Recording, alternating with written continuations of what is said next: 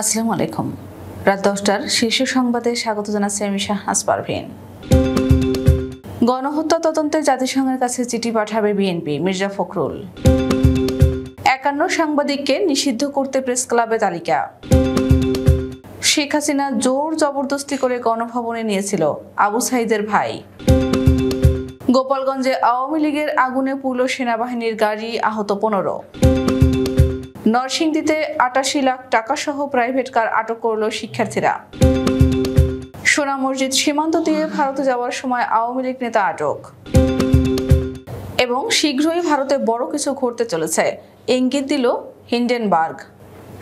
শুনছিলেন শিরোনাম, এবার বিস্তারিত।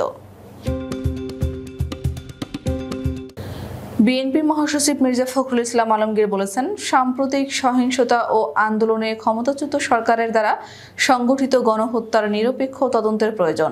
এজন্য জাতিসংঘ ও প্রধান উপদেষ্টার কাছে চিঠি পাঠাবে বিএনপি। শনিবার নয়াপল্টনে দলের কেন্দ্রীয় কার্যালয়ে একথা বলেন তিনি। সাম্প্রতিক সময়ে দেশব্যাপী যেসব সংঘর্ষ হচ্ছে তাতে বিএনপি কোনোভাবেই জড়িত নয় বলে উল্লেখ করেন মির্জা ফখরুল। প্রধান বিচারপতি সহ অন্যান্য বিচারপতিদের পদত্যাগ এই মুহূর্তে গণতন্ত্রের জন্য ইতিবাচক বলেও মন্তব্য করেন তিনি। 51 সাংবাদিককে জাতীয় দুশমন ঘোষণা করে তাদের নিষিদ্ধের দাবি জানিয়েছে বৈষম্য বিরোধী ছাত্র আন্দোলন। আজ শনিবার তাদের বিরুদ্ধে প্রয়োজনীয় ব্যবস্থা নিতে জাতীয় প্রেস ক্লাবের ভারপ্রাপ্ত সভাপতি ও ভারপ্রাপ্ত সাধারণ সম্পাদকের কাছে লিখিত অভিযোগ দিয়েছেন বৈষম্য বিরোধী ছাত্র আন্দোলনের 2 সমন্বয়ক আব্দুল কাদের ও আব্দুল হান্নান মাসুদ।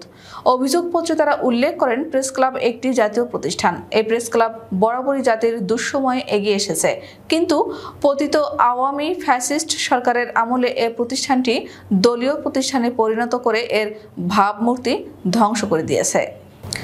কোটা আন্দোলনে পুলিশের গুলিতে গত 16 জুলাই নিহত হন বেগম রোকেয়া বিশ্ববিদ্যালয়ের শিক্ষার্থী ও সমন্বয়ক আবু সাইদ। এ ঘটনার পর পরিবারকে জোর জবরদস্তি করে গণভবনে নেওয়া হয়েছিল বলে অভিযোগ করেছেন তার বড় ভাই রমজান আলী।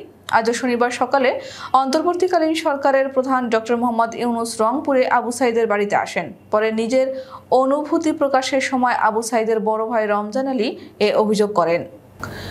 গোপালগঞ্জে সেনাবাহিনীর একটি গাড়ি ভাঙচুর করে আগুন দিয়েছে স্থানীয় আওয়ামী লীগ নেতাকর্মীরা। এই ঘটনায় সাংবাদিক, 4 সেনা সদস্য সহ অন্তত 15 জন আহত হয়েছেন। এছাড়া 2 জন গুলিবিদ্ধের খবর পাওয়া গেছে। শনিবার বিকেলে গোপালগঞ্জ সদর উপজেলার গোপীনাথপুর বাস স্ট্যান্ডে এই ঘটনা ঘটে। শেখ হাসিনাকে সম্মানের সাথে দেশে ফিরিয়ে আনার দাবিতে গোপালগঞ্জে কয়েক হাজার মানুষ বিক্ষোভ করে। এ সময় তারা ঢাকা খুলনা মহাসড়ক অবরোধ করে। সেনা সদস্যরা অবরোধ তুলে নিতে বললে আওয়ামী লীগের নেতাকর্মীরা ভাঙচুর শুরু করে এবং এক পর্যায়ে সেনাবাহিনীর গাড়িতে অগ্নিসংযোগ করা হয়। নরসিংদীতে ট্রাফিকের দায়িত্ব পালন করা শিক্ষার্থীদের হাতে 88,50,000 টাকা সহ একটি প্রাইভেট কার আটক হয়েছে। এ সময় গাড়িতে থাকা ড্রাইভার সহ 3 জনকে আটক করা হয়। শনিবার দুপুরে ঢাকা সিলেট মহাসড়কের নরসিংদীর সাহেব প্রতাপ মোড় এলাকায় এ ঘটনা ঘটে।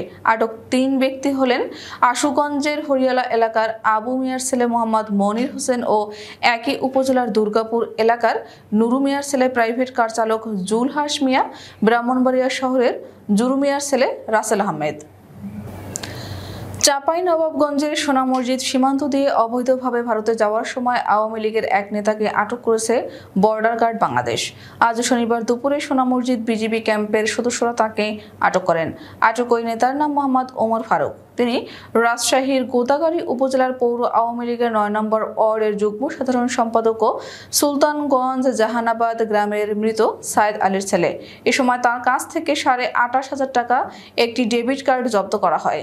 প্রধানমন্ত্রী নরেন্দ্র মোদীর বিরুদ্ধে আদানি গোষ্ঠীকে সুবিধা দেওয়ার অভিযোগ তোলার জন্য কংগ্রেস নেতা রাহুল গান্ধী সহ তামাম কংগ্রেস ও বিরোধী দলগুলোকে নজিরবিহীনভাবে সাসপেন্ড করা হয়।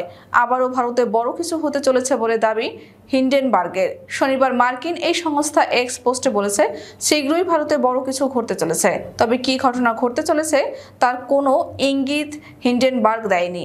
তবে বিশেষজ্ঞ মহল মনে করেছে হিন্ডেনবার্গ রিসার্চ এবারও কোনো একটি ভারতীয় কোম্পানি সম্পর্কে তাদের সংগ্রহ করা তথ্য প্রকাশ করতে চলেছে।